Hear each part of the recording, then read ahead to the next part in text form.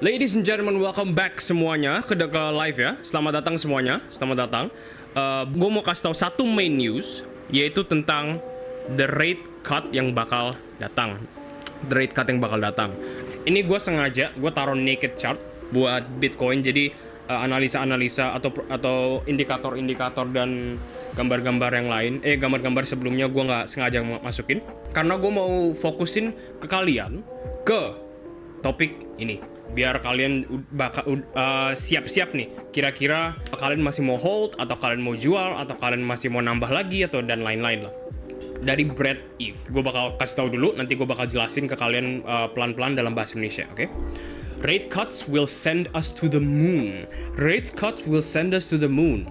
I've heard this from so many CT influencers. Study this. Bitcoin has seen one rate cut cycle. It dropped 54%. The stock market has seen this 10 plus times, and it still hasn't figured out how to beat it. This time is different, they say. Oke, dalam bahasa Indonesia, ini gue translatein pelan-pelan ya. Artinya apa? Artinya dia bilang katanya, gue sering banget denger kalau crypto influencers dan influencer technical analyst tuh bilang katanya, rate cut itu bakal send us to the moon. Abis rate cut terus Bitcoin tuh bakal langsung naik drastis banget nih, ya kan? Tapi dia bilang, guys, lo harus belajar ini dulu nih.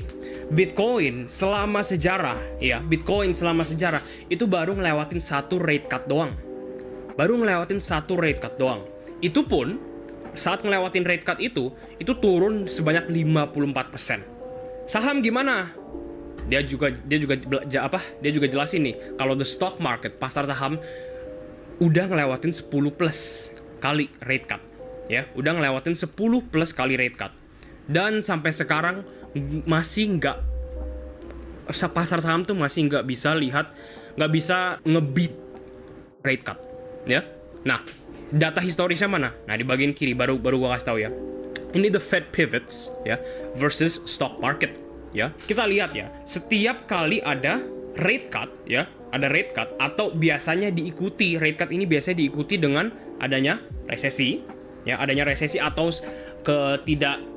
ketidakstabilan ekonomi ya, ketidakstabilan financial markets. Kita bisa lihat ya, kalau rate cut pertama minus 22%.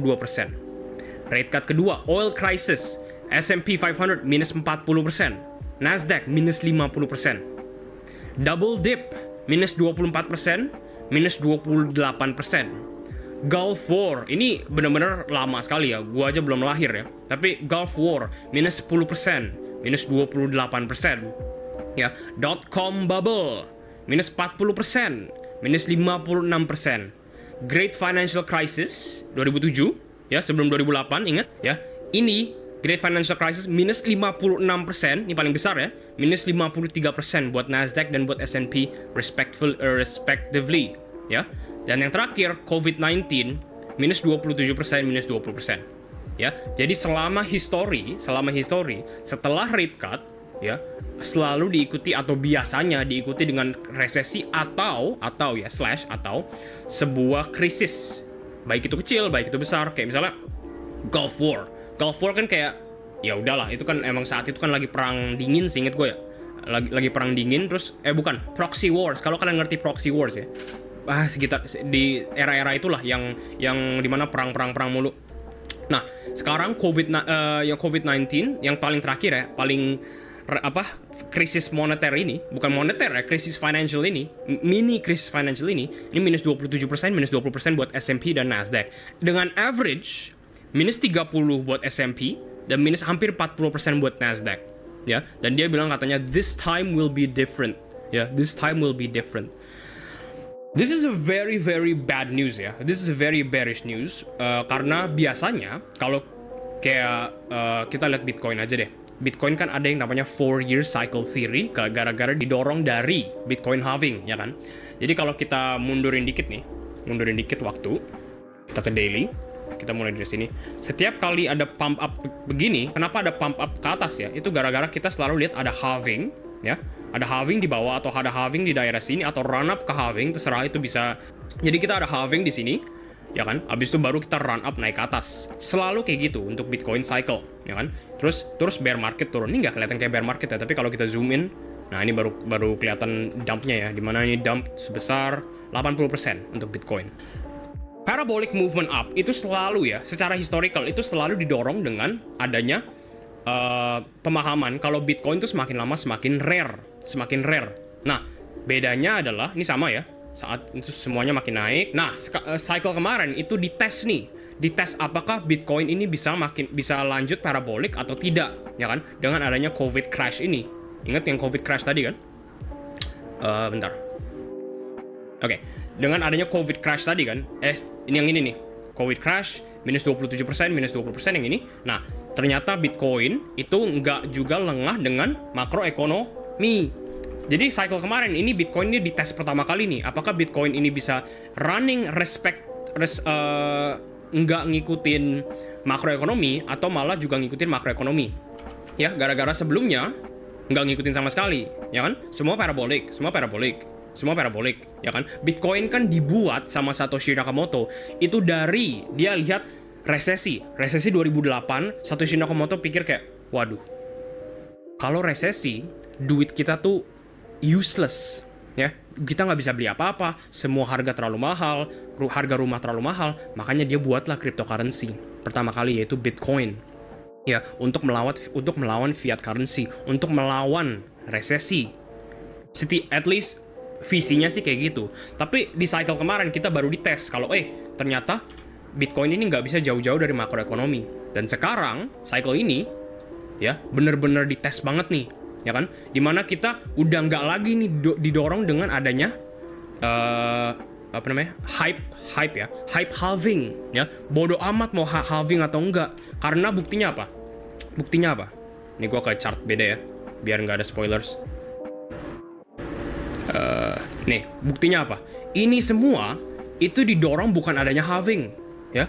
Ini semua ini didorong bukan gara-garanya halving, tapi karena adanya narasi baru nih, yaitu BTC ETF, Bitcoin ETF. Ini yang mendorong semua harga Bitcoin ini naik, ya. Tapi bad newsnya apa? Bad newsnya adalah cycle ini paling beda. Kenapa? Jadi kita lihat all time high dulu sebelum halving, dimana sebelum-sebelumnya halving itu yang mendorong all time highs. Nah, itu jadi masalah. Ya, itu jadi masalah gara-gara Bitcoin ini gue udah kasih tahu di members ya, tapi gue summarize ya. Bitcoin ini semakin lama lebih dikontrol sama Wall Street, ya kan? Gara-gara buktinya apa? Buktinya ini run up ini gara-gara Wall Street, ya.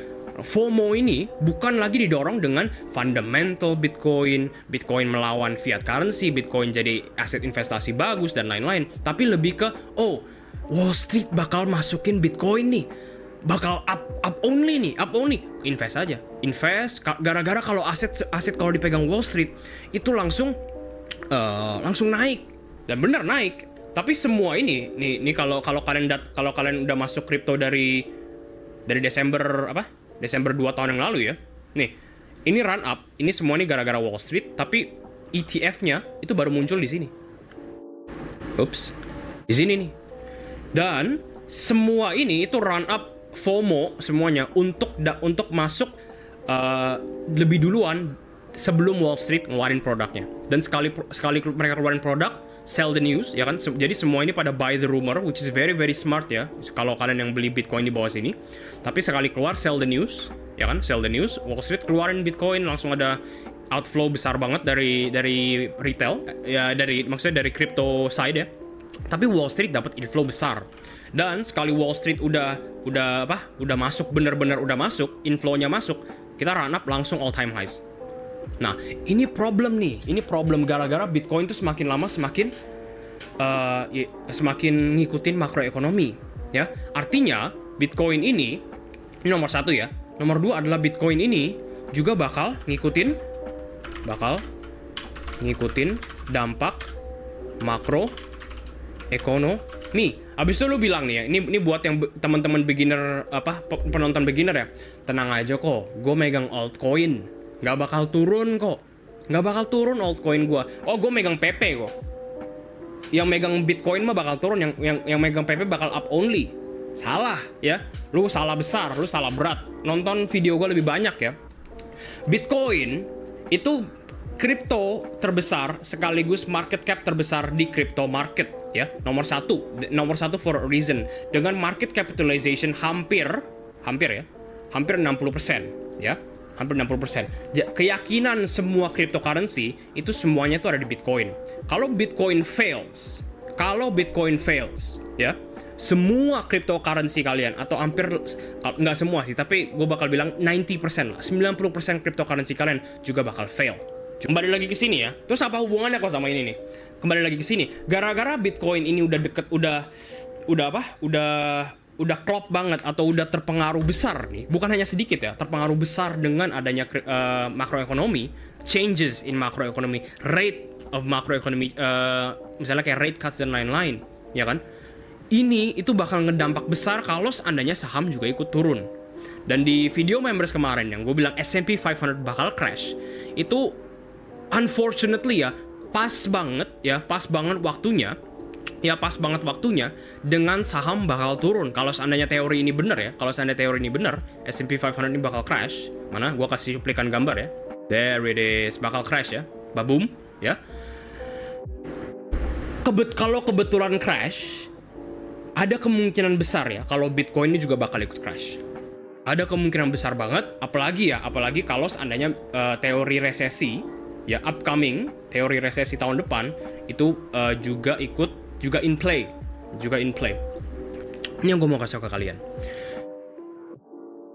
Kita kemarin itu bahas banyak sekali bullish news, banyak sekali bullish adoption ya. Antara itu dari, ini gue mau ngelist ya, antara itu dari Mastercard partnership dengan MetaMask, BRICS mengadopt XRP dijadikan jadi CBDC-nya mereka, antara itu BlackRock nge-endorse macam-macam project kayak misalnya Manta, kayak misalnya Ondo, kayak misalnya dan lain-lain, antara itu Nvidia nge-endorse Venri, Near Protocol, AI Conference dan lain-lain. Ada Bitcoin Conference ya kan, yang kemarin baru selesai, nggak lama baru selesai, itu ngasih tahu kalau Bitcoin adoption is here to stay ya. Meskipun banyak banget ada bullish news, yang gue mau kasih tahu adalah ini ya, semua bullish news yang kemarin, yang semua ini yang udah kejadian ya, yang udah di announce, itu pale in comparison, itu nggak penting menurut gue.